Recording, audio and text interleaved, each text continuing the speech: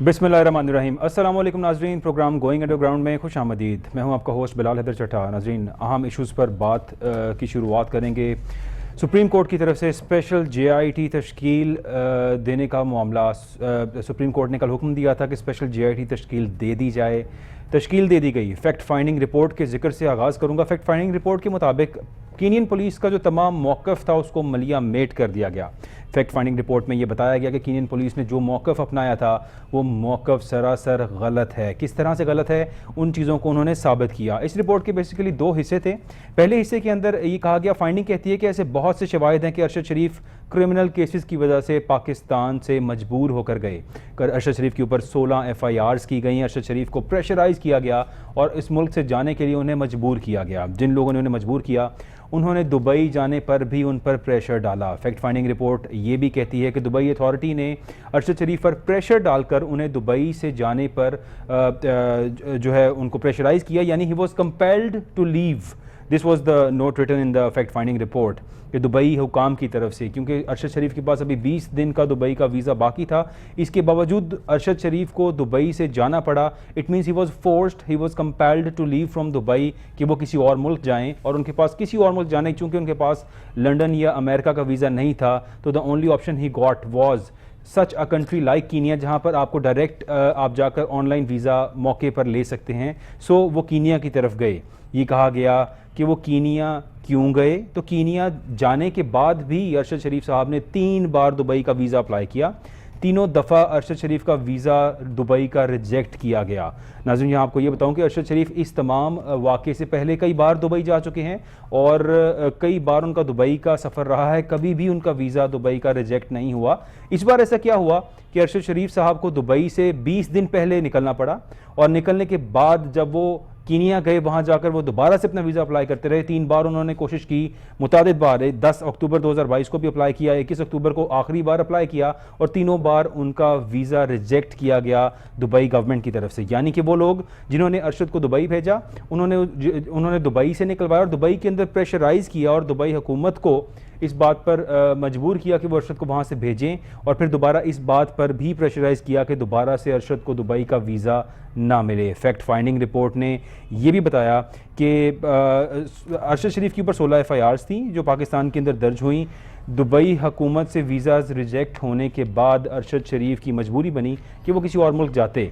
साथ ही उन्होंने ये भी बताया कि GSU जो कीनिया की पुलिस थी, उनका जो मौक़िफ़ सामने आया, उस मौक़िफ़ को उन्होंने कम्प्लीटली गलत करार दे दिया। GSU के रोल को मुतनाज़िया बताया गया, और कीनिया की तमाम वहाँ पर जो उन्होंने प्रोसीडिंग्स की, उस बात का उन्होंने क्लियरली कुछ बातों को जो है वहाँ पे वेरीफाई किया कि अरशद शरीफ को जो उन पर अटैक हुआ था, असैसिनेशन हुई थी, फैक्ट फाइंडिंग रिपोर्ट के मुताबिक ये clear case of planned assassination है।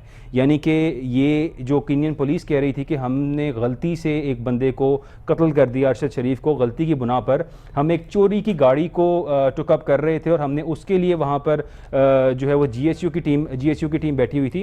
ये तमाम बातें झूठ साबित हुई फैक्ट फाइंडिंग रिपोर्ट के मुताबिक। और अरशद शरीफ को जो फायर सीने पे लगा नाजरीन, वो फायर करीब से लगा। ये भी बताया गया कि अरशद शरीफ को दूर से, क्योंकि जो मौक़िफ़ खुरम का सामने आया और कीनियन पुलिस का सामने आया, वो ये कहा गया कि चलती गाड़ी के ऊपर फायरिंग की गई, जबकि ऐसा नहीं हुआ। अरशद शरीफ को जो सीने पर फायर लगा वो करीब से फायर लगा। और फिर एक बड़ी अचंभे की बात कि जब भी कोई सच साबित होना हो, कोई चीज़ सामने आनी हो, तो चोर अपने कोई ना कोई निशानात ऐसे छोड़ जाता है जो सच सामने आ जाता है। अरशद शरीफ अगर पैसेंजर सीट पर बैठे थे तो पैसेंजर सीट के ऊपर कोई ऐसा बुलेट का निशान नहीं था।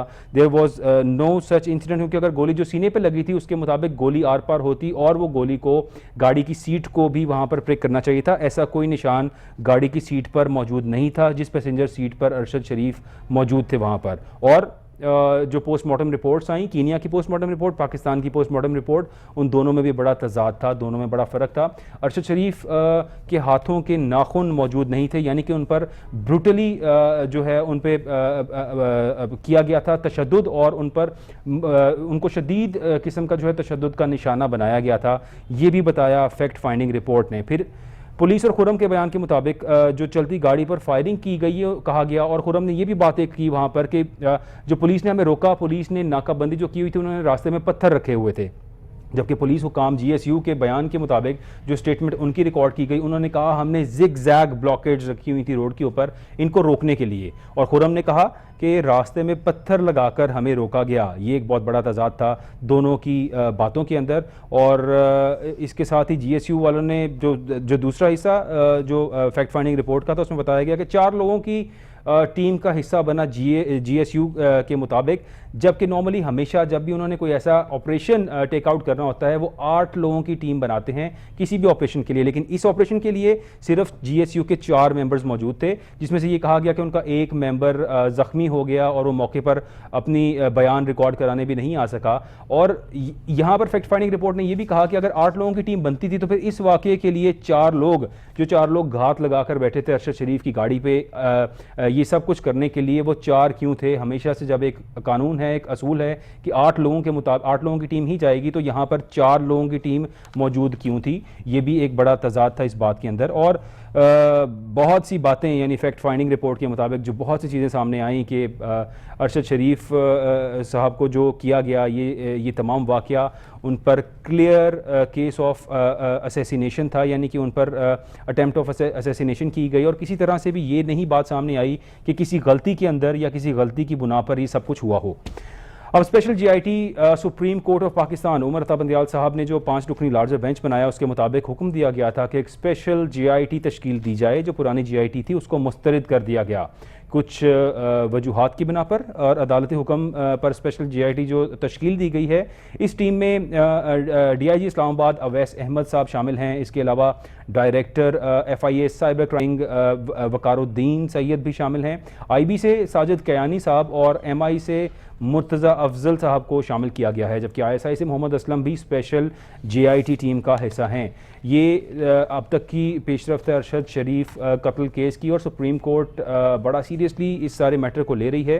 نئی جے آئی ٹی جو تشکیل دی گئی ہے اس میں یہی کہا جا رہا ہے کہ شاید اب یہ لوگ جو فیکٹ فائنڈنگ رپورٹ کو لک اپ کریں گے اور دوبارہ سے ایک اور اٹیمپٹ کی جائے گی کہ دوبارہ سے مزید فیکٹس کو فائنڈ کیا جائے، مزید باتیں سامنے لائی جائیں کہ اس کیس کے اندر جن لوگوں کے بہت سے لوگوں کے نام بھی آ رہے ہیں جو ابھی تک فیکٹ فائنڈنگ رپورٹ کے مطابق اندر چیزیں دی جا رہی ہیں، لیکن still there is another team now, ایک نئی اسپیشل جی آئی ٹی بنائی گئی ہے۔ اس کے مطابق اب یہاں پر کس جگہ پر جا کر یہ کیس سیٹل ڈاؤن ہوگا، ہم اللہ تعالیٰ سے بہتری کی دعا کرتے ہیں۔ ہمارا بھائی ارشد شریف ہے، اس کے قتل کو انصاف ملنا چاہیے، سب کو انصاف ملنا چاہیے اس ملک کے اندر، یہ اس کیس کا انصاف بہت ضروری ہے ہماری تمام صحافی برادری کے لیے بھی۔ اس کے ساتھ ہم بات کریں گے ناظرین جو عمران خان صاحب کے خلاف توشہ خانہ گھڑی کا معاملہ چل رہا ہے۔ عمران خان صاحب کی ایک اور مبینہ آڈیو ایک سامنے آئی جس میں ذوالفقار بخاری صاحب کی گفتگو ہے، بشرا بی بی صاحب جو عمران خان صاحب کی اہلیہ ہیں ان کے ساتھ۔ ابھی تک اس کا بڑا پروپیگنڈا کیا جا رہا ہے، اس کو مسترد کر دیا ہے عمران خان صاحب نے بھی اور ذوالفقار بخاری نے بھی۔ اس آڈیو کے اندر یہ کہا جا رہا ہے کہ کچھ گھڑیاں ہیں خان صاحب کی جو آپ بیچ دیں، اور وہ گھڑیاں ان کے استعمال میں نہیں ہیں، اور آگے سے ذوالفقار بخاری صاحب جو ہے وہ یہ کہہ رہے ہیں کہ جی میں کر دوں گا، اور مرشد کا لفظ استعمال کیا کہ جی مرشد میں اس گھڑی کو جو ہے وہ گھڑیاں سیل کر دوں گا، جبکہ ذوالفقار بخاری نے اس کی تردید کی ہے، اور انہوں نے کہا ہے کہ میں نے نہ کوئی گھڑی بیچی ہے اور نہ مجھے کوئی اس قسم کی آڈیو کال یا کوئی میری اس قسم کی گفتگو کسی بھی گھڑی کے بارے میں ہوئی ہے۔ لیکن بہرحال میڈیا پر ہر طرف اس چیز کا ایک سما باندھا گیا ہے اور اس چیز کو ہر طرف ہائی لائٹ کیا جا رہا ہے۔ سلمان شہباز صاحب کی پاکستان واپسی، سلمان شہباز صاحب نے جو وزیر اعظم پاکستان کے صاحبزادے ہیں وہ لندن تشریف لے گئے تھے 2018 کے اندر غالباً، اور اب جب 4 سال بعد پاکستان واپس آنا چاہتے ہیں تو یہ کہا جا رہا ہے کہ میرے پر بہت، ہماری فیملی کے اوپر بہت زیادتیاں کی گئیں، بڑے ظلم ڈھائے گئے نیب کی طرف سے، چیئرمین نیب کی طرف سے۔ ڈی جی ایف آئی اے ہمارے ساتھ موجود ہیں ندیم قریشی صاحب۔ ندیم قریشی صاحب آپ کا شکریہ سر ہمیں جوائن کرنے کا۔ ندیم بھائی آپ کو آواز آ رہی ہے میری سر؟ جی بالکل آواز آ رہی ہے سر، بہت شکریہ شو میں جوائن کرنے کا سر۔ سر عمران خان صاحب نے کہا ہے سلمان شہباز کی واپسی جو ہے وہ NRO2 کا حصہ ہے۔ سر سلمان شہباز صاحب واپس تو پاکستان آئیں گے ہی، ساکھدار صاحب آئے ہیں وہ بھی تشریف لائیں گے ہی، تو NRO2 کا حصہ تو ہے، اور سارا کچھ یہاں پر جو چل رہا ہے۔ اب سلمان شہباز صاحب اس ٹائم پہ نیب کو اور آپ کی سابقہ حکومت کو کرٹیسائز کر رہے ہیں اور کہہ رہے ہیں کہ ہمارے خلاف جھوٹے کیسز بنائے گئے تھے اور ہمارے ساتھ زیادتی کی گئی تھی۔ سر کیا موقف ہے آپ کا اس پر؟ بسم اللہ الرحمن الرحیم۔ کاش اتنی سادگی سے کسی سائیکل چور، کسی بھوک سے مرتے ہوئے اپنے بچوں کے لیے روٹی چرانے والے شخص، کسی غریب شخص جو اس پورے سسٹم میں اپنا حق لینے کے لیے سارا دن تڑپتا ہے اس کی بھی توجیحات کو اسی طرح سے، اس کی بھی تشریحات کو اسی طرح سے، اس کی بھی دلیل کو اسی طرح سے مان لیا جائے جتنی ان طاقتور لوگوں کی بات فوراً مانی جاتی ہے۔ آپ یقین کریں ہمارے سر شرم سے جھک جاتے ہیں جب ہم ان طاقتور لوگوں کو سر عام قانون کی دھجیاں بکھیرتے دیکھتے ہیں، جب یہ نہ صرف اداروں کی ڈومین کو، پاکستان کے قانون دستور کو، اخلاقیات کو، اس ملک کے نظام عدل کو، اس ملک کے نظام معاشرت کو، اس ملک کے نظام سیاست کو کھلا چیلنج دیتے ہیں اور یہ بتاتے ہیں کہ جس نے ہمارا بگاڑنا ہے بگاڑ لے۔ ٹھیک ہے، بالکل سلمان شہباز کی واپسی NRO 2 کا حصہ ہے۔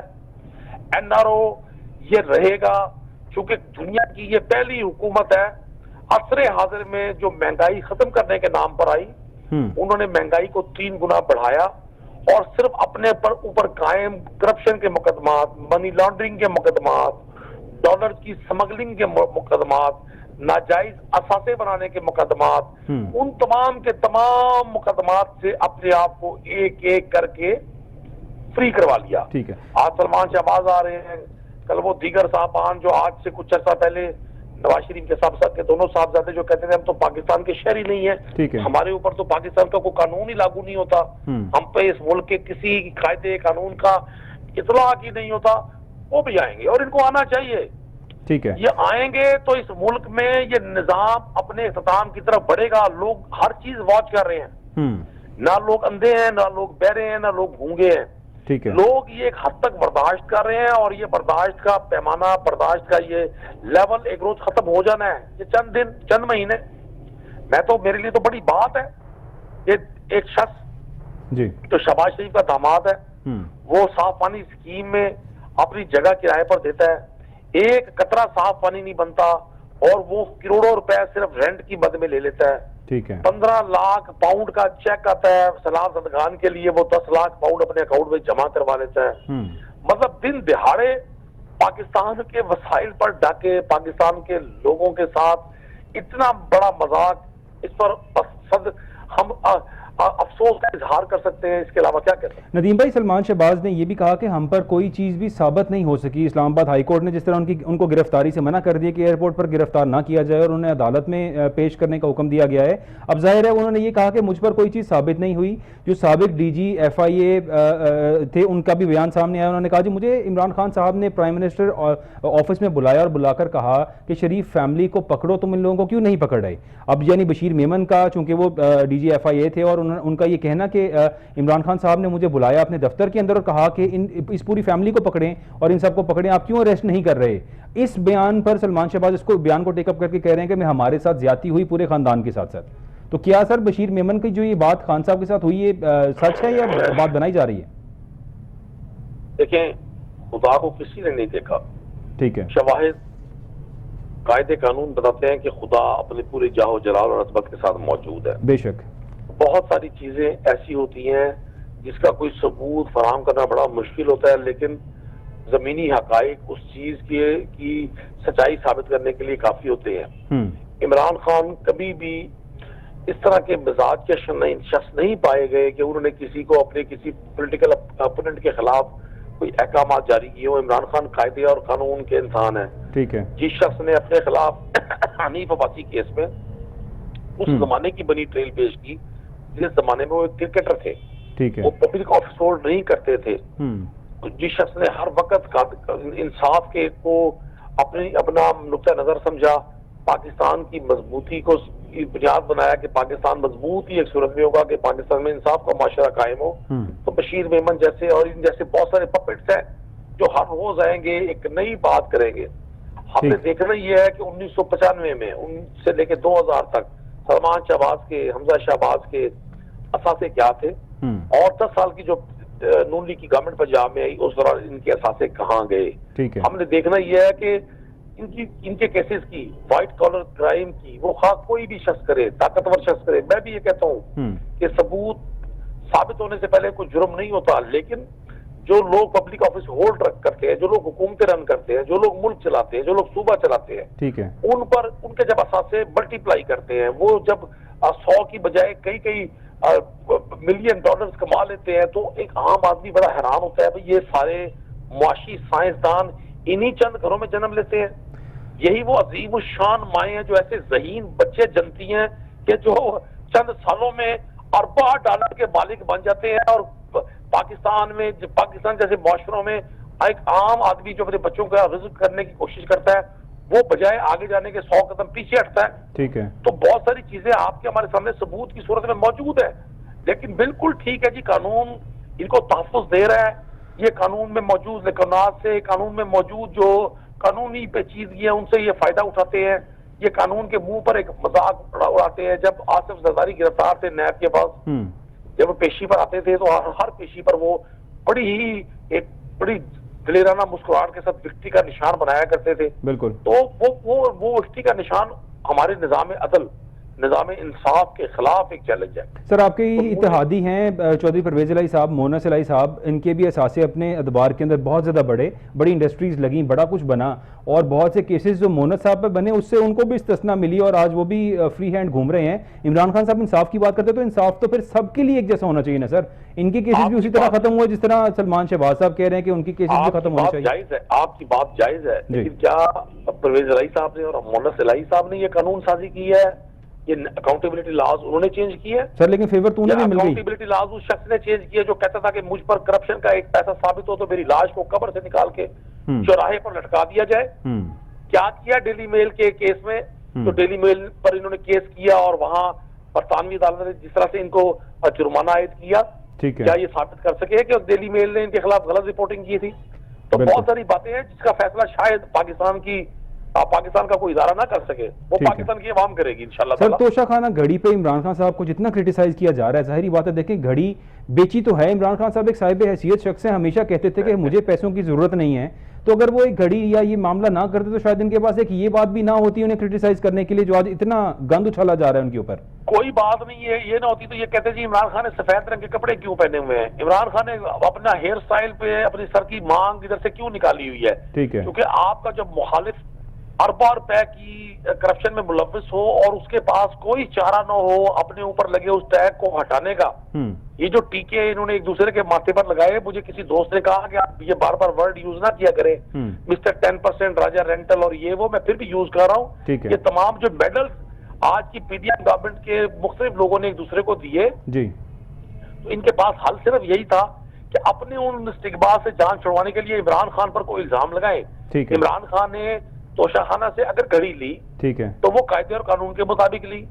سر لیکن کیا ضرورت تھی قاعدے اور قانون کے مطابق ملنے کی؟ مطلب ایک صاحب حیثیت انسان ہیں، انہوں نے اپنی زندگی بڑی لیوش گزاری ہے، اور کیا آپ کو لگتا ہے کہ یہ گھڑی بیچ کے ان کو کچھ فائدہ حاصل ہونا تھا یا کچھ کرنا چاہیے تھا؟ نہیں، انہوں نے گھڑی بیچی ہے، انہوں نے پاکستان کا کوئی اثاثہ تو نہیں بیچ دیا بھائی. انہوں نے پاکستان کے کوئی ایسٹس تو نہیں بیچ دیے، انہوں نے یہاں پی آئی اے کے جہاز تو نہیں بیچ دیے. لیکن وہ گھڑی بھی توشہ خانہ بھی پاکستان ہے، حکومت پاکستان. توشہ خانہ سے اگر میری جان اگر توشہ خانہ سے انہوں نے وہ گھڑی لی تو قاعدے کے مطابق لی. میں آپ کے پروگرام کے ذریعے چٹا صاحب، میں آپ کے پروگرام کے ذریعے مطالبہ کرتا ہوں پاکستان، میں اپیل کرتا ہوں پاکستان کے عدالتوں سے، مطالبہ کرتا ہوں پاکستان کے طاقتور اداروں سے کہ وہ ایک کمیشن قائم کریں جس میں 85 سے لے کر آج تک جتنے پاکستان کے پبلک آفس ہولڈرز ہیں انہوں نے جتنے تحائف توشہ خانہ سے لیے ہیں وہ قذافی اسٹیڈیم میں اس کا نہ صرف ڈسپلے سینٹر قائم کریں بلکہ یہ بتائیں کہ کس نے کتنی قیمت کے عوض وہ تحائف لیے. انصاف کا تقاضا تو یہی ہے.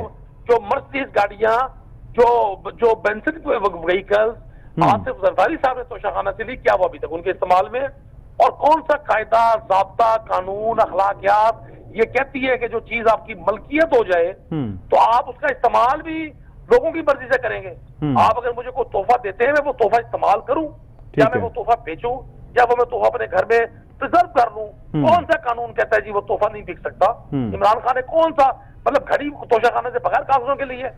نہیں سر، بات آپ کی بالکل ٹھیک ہے، لیکن عمران خان صاحب ہمیشہ ہم سب کو اس بات پر جو ہے وہ اس بات کی تائید کرتے رہے بار بار، اور یہی بتاتے رہے کہ ایک نیا پاکستان بنے گا جس میں سب کے لیے انصاف ہوگا، ہم سب ایک پیج پر ہوں گے، ایک عام آدمی، اور عمران خان وہ کرے گا جو ایک عام آدمی کو کرنا چاہیے. کسی قسم کی ہم جو ہے وہ اس میں چینجنگ نہیں کریں گے. تو یہ ایک رول ہی غلط تھا. عمران خان صاحب نے کہا کہ میں نے اس کو چینج کیا اور 50% ادائیگی کا اصول بنا دیا، بہت اچھا کیا، لیکن خود سے 20% ادائیگی کرنے کے بعد 50% کا رول بنانا یہ بھی تو غلط تھا نا ندیم بھائی.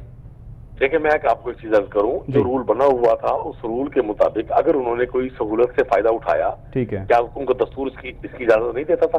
اور اس سے بھی اہم بات کیا, پاکستان کے 22 کروڑ لوگوں کا مسائل وہ ایک گھڑی ہے جس کو اربوں روپے کی پاکستانی سرمایہ کی انویسٹمنٹ کر کے میڈیا کی خبروں کی زینت صرف اس لیے بنایا جا رہا ہے تاکہ ان پر لگے ہوئے وہ الزامات نیوٹرل ہو جائیں. یہ بھی اس جیسے ہی ہیں, یہ کہا جائے, کیونکہ ہم سب لوگ یہ سمجھتے تھے, پوری عوام سر پوری عوام یہ ایکسپیکٹ کر رہی تھی کہ عمران خان صاحب میں ایسی کوئی بات, کوئی ایسا عیب نہیں ملے گا جس طرح سے روایتی پرانے سیاستدان جو تمام تجربہ کار لوگ ہیں جو یہاں پر حکومتیں کرتے آ رہے ہیں گزشتہ 30-40 سال سے, ایسے خان صاحب نہیں ہوں گے. اس ایکسپیکٹیشن کے اگینسٹ جب یہ توشہ خانہ کی ایک گھڑی بھی نکل آئی ہے تو دکھ تو عوام کو اس پر ہو رہا ہے سر.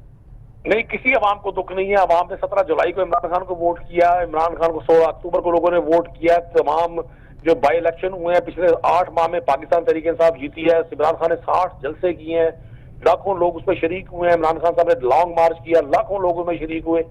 آج بھی پاکستان کے لوگوں کو پتہ ہے اس بات کا کہ یہ گھڑی اسکینڈل صرف اور صرف اپنی کرپشن کو نیوٹرلائز کرنے کے لیے ایک سکیم سے زیادہ کچھ نہیں ہے. اس کی کوئی حیثیت نہیں ہے. عمران خان نے پاکستان کا کوئی اثاثہ نہ بیچا, نہ بیرون ملک کو اثاثے بنائے, نہ اندرون ملک کوئی اثاثے بنائے. یہ جھوٹ گھڑنے کی مشینیں ہیں جو ہمارے مخالفین ہیں. یہ جھوٹ بولتے ہیں لوگوں کا ذہن چینج کرنے کے لیے, لوگوں کی ذہن سازی کرنے کے لیے. آپ قریبی ناکامی ہوگی. بالکل ٹھیک ہے. آپ قریبی ساتھی ہیں عمران خان صاحب کے, اس ٹائم پہ ظاہر ہے صدر عارف الوی صاحب اور حکومت کے مابین جو مذاکرات چل رہے ہیں, آپ کو کیا لگتا ہے کہ الیکشنز جلدی کال اپ ہوں گے یا اپنے وقت پر ہی ہوں گے؟ اور اگر وقت پر بھی ہو جائیں تو ندیم بھائی کیا فرق پڑے گا اس سے؟ یہ لوگ کیا کر لیں گے اتنے سے عرصے کے اندر؟ وقت پر الیکشن کرا دینی چاہیے, کیا اس میں حرج کیا ہے سر؟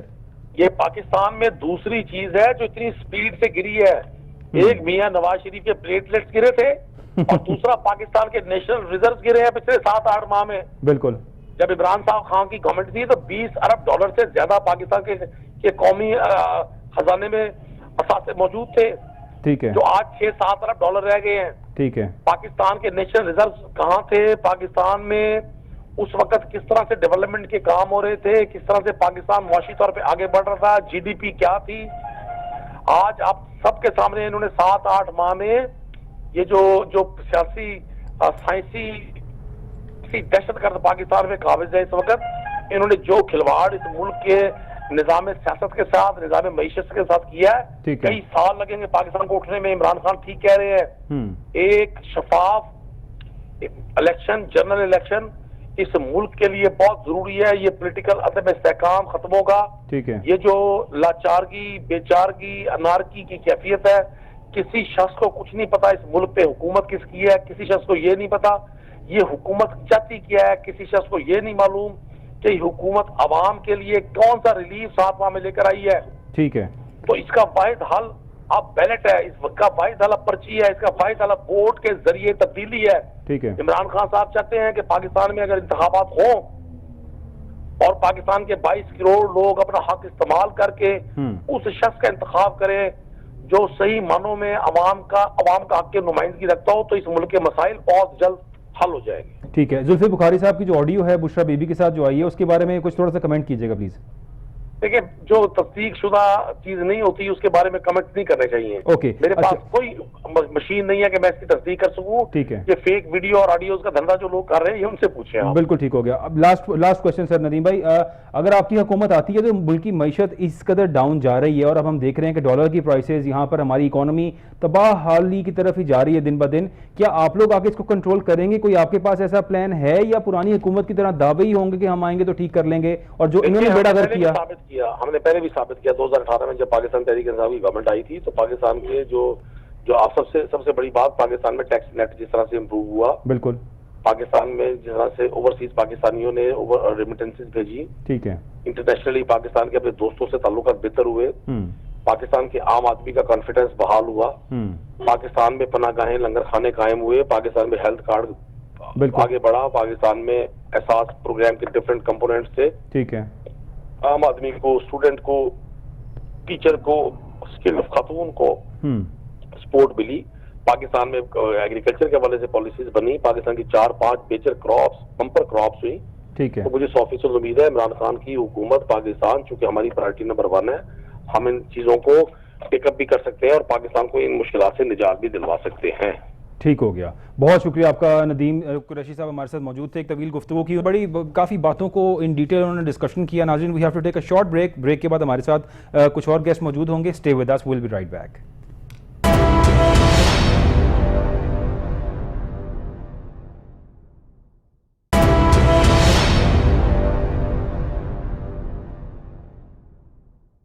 ویلکم بیک ناظرین. پاکستان نے معیشت پاکستان کی دن بدن بگاڑ کی طرف ہی جا رہی ہے. کسی قسم کی بہتری اور کوئی اچھی خوشی کی خبر کہیں سے نہیں آ رہی. پاکستان نے $16 ارب کی ادائیگی سعودی عرب کو رواں سال میں کرنی ہے, جس پر پاکستان نے سعودی عرب سے مزید قرض مانگ لیا ہے. قرض تو ناظرین پاکستان کی حکومت بڑے شوق سے لیتی ہے, ہمیشہ سے لیتے ہیں, کیونکہ خود سے ادا نہیں کرنا ہوتا نا. اگلی کوئی حکومت آئے گی وہ ادا کرے گی, کون ادا کرے گا اللہ بہتر جانے. پاکستان نے زر مبادلہ کی صورتحال کو بہتر بنانے کے لیے سعودی عرب سے مزید تعاون کی درخواست کی, اور ذرائع کے مطابق پاکستان کو رواں مالی سال جون کے اختتام تک $16 ارب قرض واپس کرنا ہے, جس کے لیے پاکستان نے سعودی عرب سے مزید $4.2 ارب کی درخواست کر دی ہے. ذرائع کا بتانا ہے کہ پاکستان کی طرف سے درخواست توانائی کی خریداری اور بجٹ سپورٹ کے لیے یہ درخواست کی گئی ہے. $3 ارب بجٹ سپورٹ کے طور پر قرض کی درخواست کی گئی ہے, اور دیگر پیمنٹس کے لیے مزید $1.2 ارب مالیت, تیل اور یوریا کی کھاد وغیرہ کے لیے سب کچھ کیا جا رہا ہے. ہمارے ساتھ اکانومسٹ موجود ہیں علی عمران صاحب. سید علی عمران, آپ کا بہت شکریہ ہمیں جوائن کرنے کا. Sir thank you so much. Sir dollar پھر سے مہنگا ہو گیا, $224.37 کا ہو گیا ہے. اوپن مارکیٹ میں $232 کا ڈالر ہو گیا ہے. ڈالر آ ہی نہیں رہا قابو. ڈار صاحب اکانومی چیمپئن ہمارے, ڈالر اسپیشلسٹ, ان سے بھی کچھ نہیں ہو پا رہا. سر پاکستان نے سعودی عرب کو $16 ارب قرض واپس کرنا ہے, اس پہ مزید قرض مانگ لیا ہے. سر کیا ہم کریں گے یہاں پہ علی عمران بھائی؟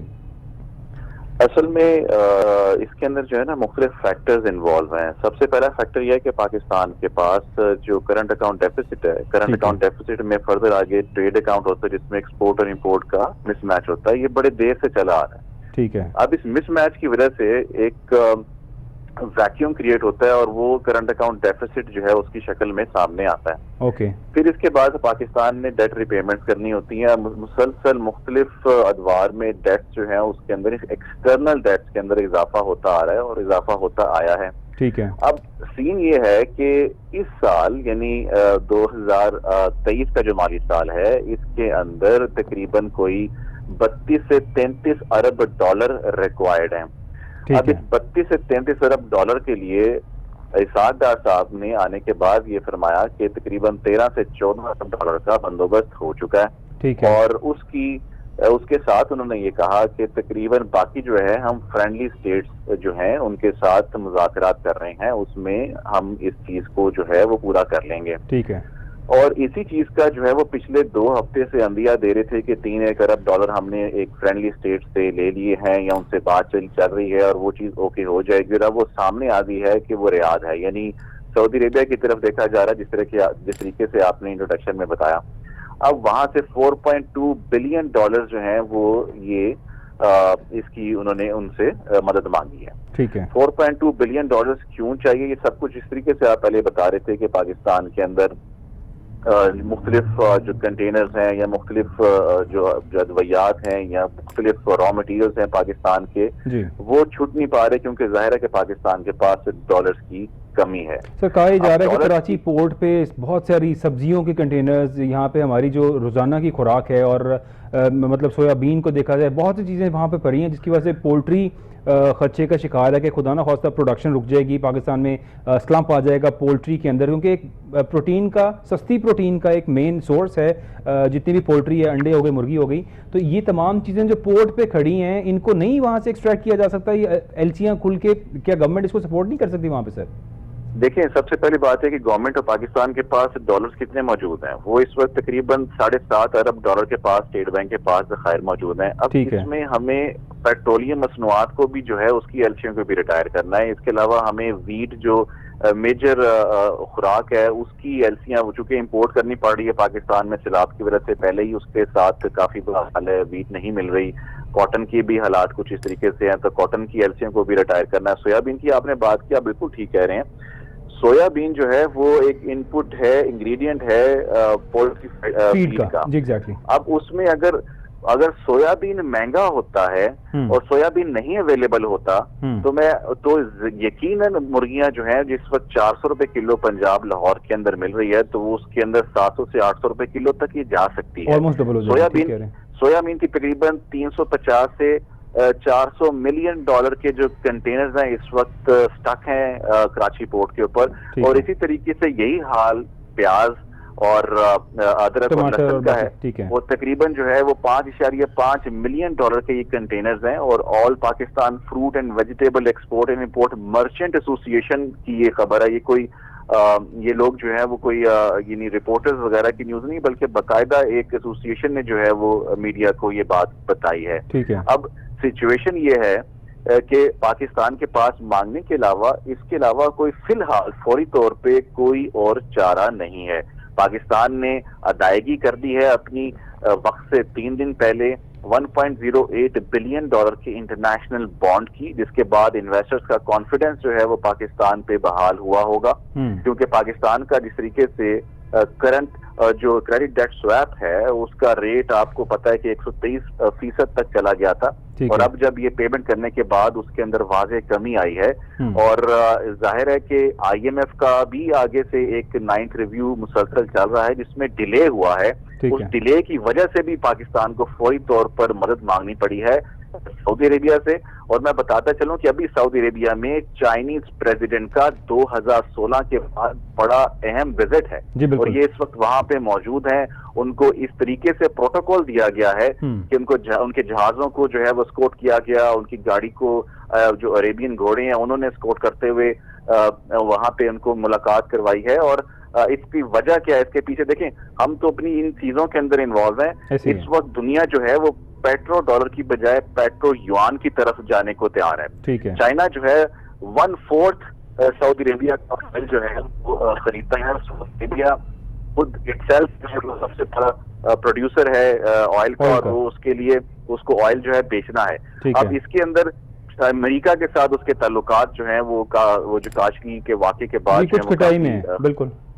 بالکل وہ جو ہے وہ خراب ہو گئے. اور اس کے بعد اب چائنا جب وہاں پہ ہے وہ سمٹ آف گلف کارپوریشن کاؤنسل کی بھی جو ہے اجلاس کی اندر وہ جائے گا.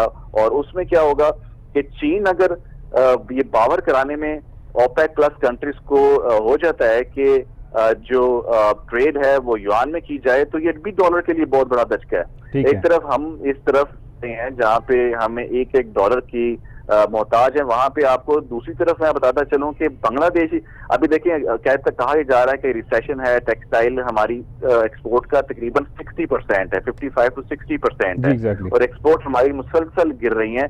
اگر میں بتاؤں کہ تقریباً 5% جو ہے ایکسپورٹ جولائی اور نومبر کے مہینوں میں گری ہے ٹیکسٹائل کی, اور اسی آسنا میں بنگلہ دیش کی جو ایکسپورٹ ہے وہ تقریباً 36% انکریز کی ہیں. اور یہ کیونکہ چائنا اور ویسٹ امریکہ کی جو ٹریڈ وار ہے اس کا اس نے بینیفٹ کیا, اور ہم لوگ اس کا بینیفٹ بھی نہیں لے سکے پچھلے 3 سے 6 مہینوں کے اندر. ہمارے لیے کیا یہ پاسبل نہیں ہے کہ ہم یہ یوان کے اوپر ٹریڈ کر سکیں چائنا سے؟ اس پہ تھوڑی سی روشنی ڈالی گا, کیا از اٹ پاسبل فار اس؟ بالکل. چائنا دیکھیں چائنا کے ساتھ جتنی تجارت ہے وہ اس میں جو ہے وہ میکسیمم یوان کے تھرو ہی ہو رہی ہے, لیکن جو ڈالر جو ہیجمنی ہے پاکستان کی میجر تجارت کے اندر وہ بہت زیادہ ہے. مثال کے طور پہ پیٹرولیم مصنوعات کی کو ہی لیں تو اس کو وہ ڈالر کے اندر جو ہے وہ ٹریڈ ہوتی ہے.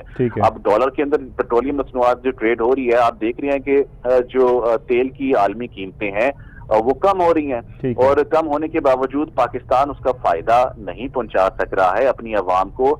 مجبور ہے پاکستانی حکومت اس وقت, اس میں اس کو بھی شوق نہیں ہوگا کہ وہ پاکستانی عوام کو جو پاس آن نہ کریں. اور آپ کو یہ بڑی انٹرسٹنگ فگر ہے کہ 19% جو ہے وہ کنزمپشن کم ہوئی ہے جولائی سے نومبر کے مہینوں میں پاکستان میں ہائی سپیڈ ڈیزل اور پیٹرولیم مصنوعات کی.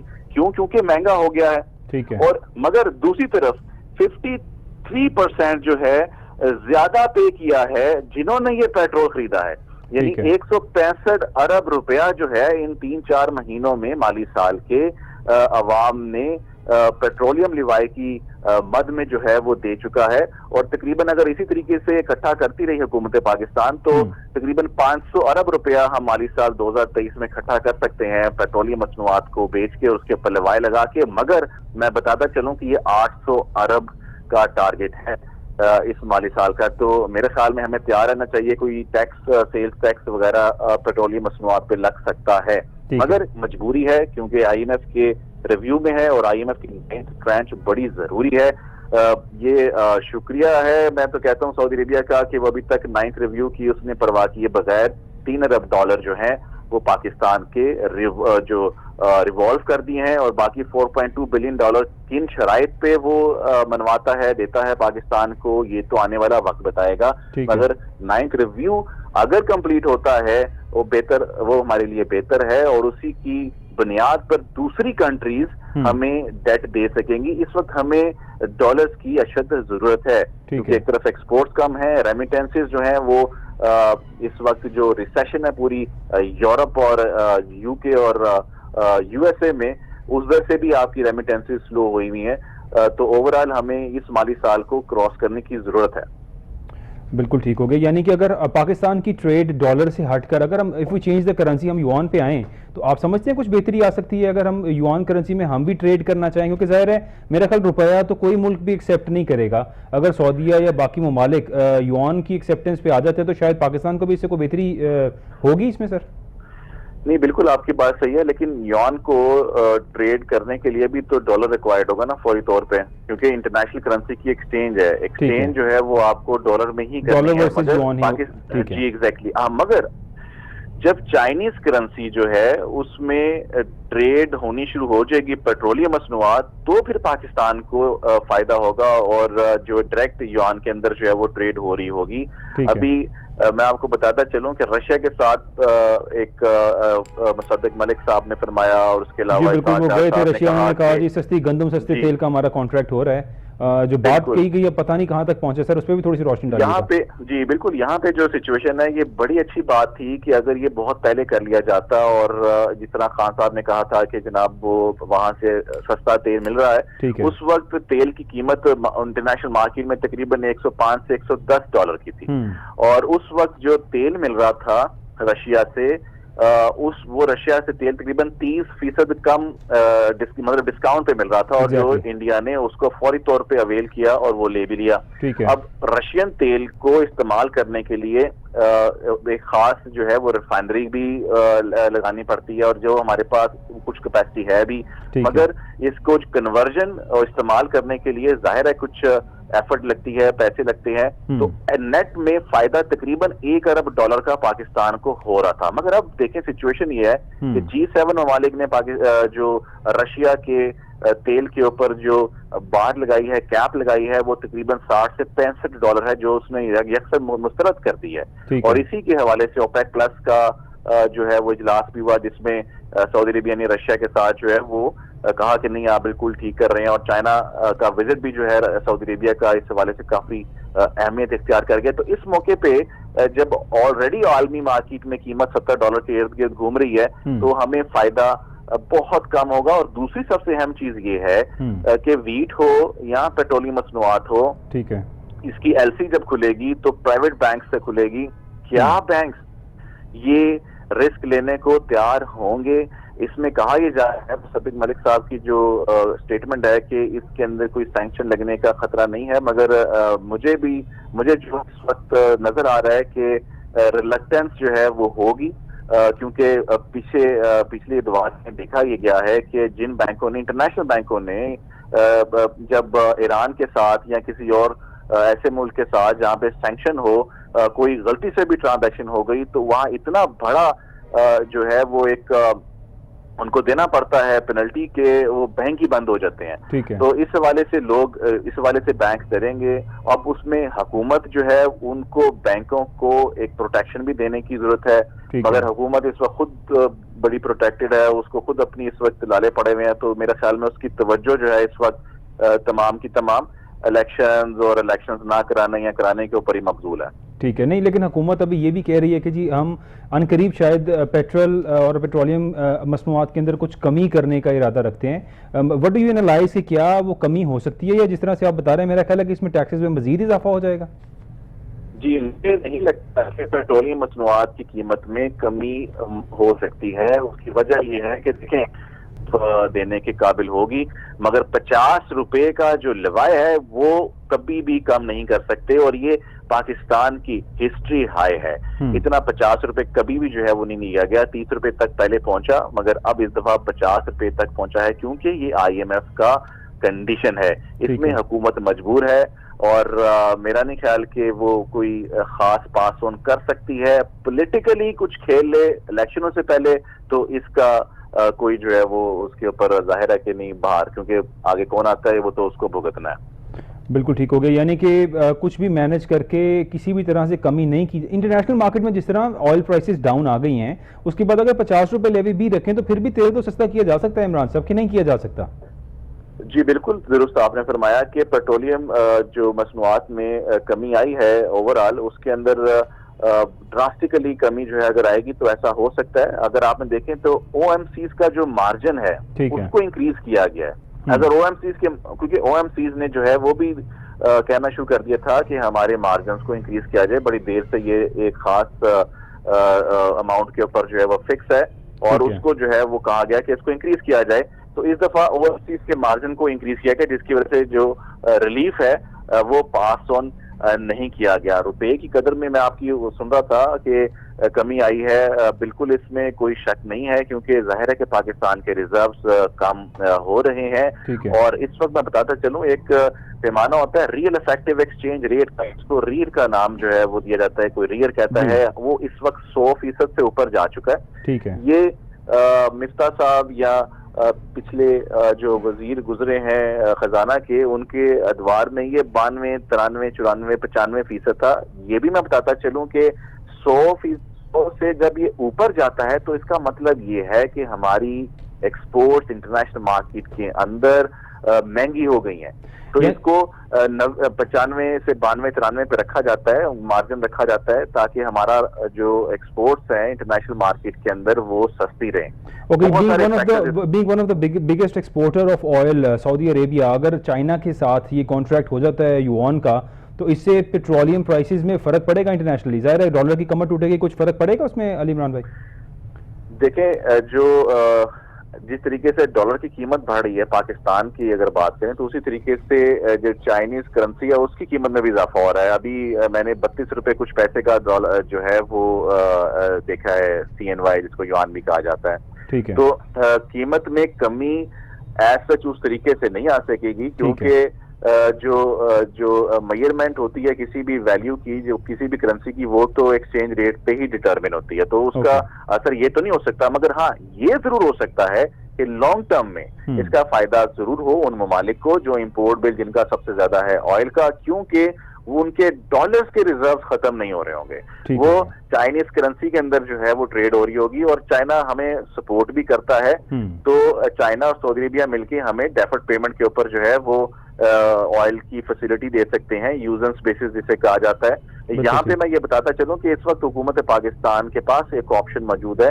یہ ایکسپورٹرز کے اوپر دباؤ دینے کی بجائے, امپورٹرز پہ دباؤ ڈالنے کی بجائے G2G یعنی گورنمنٹ ٹو گورنمنٹ فورن جو ہمارا ڈپارٹمنٹ ہے اس کے تھرو ٹریڈ کے حوالے سے بات کرے کہ ہمیں یوزنس کی بنیاد پہ یعنی ڈیفرڈ پیمنٹ کی بنیاد پہ امپورٹ دے دیں, جس میں مٹیریل ہو سکتا ہے اور دوسری چیزیں ہو سکتی ہیں, اور ہماری ایکسپورٹ فوری طور پہ سائٹ بیسس کے اوپر پیمنٹ ہو, یعنی 2-3 دنوں کے اندر ایکسپورٹ کی پروسیڈز آ جائیں باہر سے.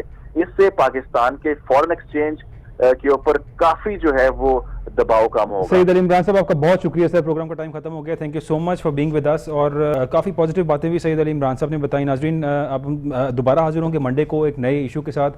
پروگرام دیکھنے کا بہت شکریہ. اللہ حافظ.